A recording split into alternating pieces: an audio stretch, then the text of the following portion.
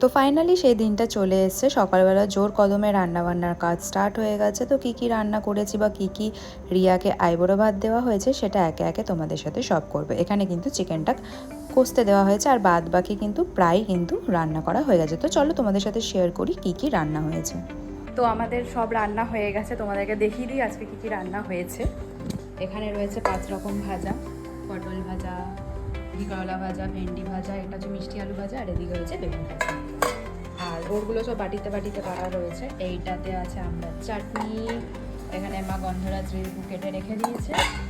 আচ্ছা, এখানে আছে ওর বেড়ে রেখেছি পায়েস, মাছের মাথা দিয়ে মুগের ডাল, আর এদিকে চাটনি। আর তারাও এইদিকে আরও কিছু আছে, 5 রকম মিষ্টি, ভাতটা বেড়ে রেখেছি ওই থালায় উল্টোবো বলে।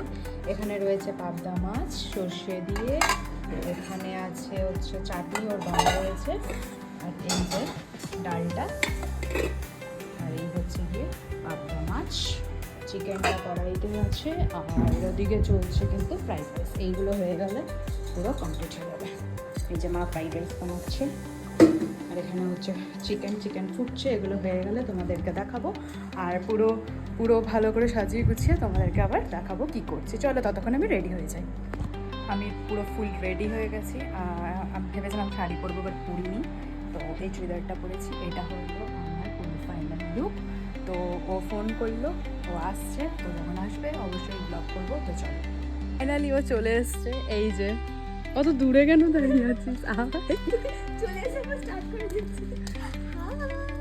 হাই, ফাইনালি এতক্ষণ পর ওয়েট করে করে এসছে। মা চলে এসছে। তো চলো কি করছি দেখাবো অবশ্যই। এই হলো সে ছোটোবেলাকার আমার বান্ধবী রিয়া। ওর আজকে আমি আইবুড়ো ভাত খাওয়ালাম। কিছুদিন পর কিন্তু ওর বিয়ে। তো মেয়েদের এই দিনটা খুব স্পেশাল থাকে, বন্ধুদের কাছে আইবুড়ো ভাত খাওয়া। তো চলো ওকে সুন্দর করে গুছিয়ে আমি খেতে দিয়ে দিয়েছি, আর শেয়ার করব তোমাদের সাথে যে আজকের মেনুতে কী কী ছিল। এখানে ওর গিফটটা রেখে দিয়েছি।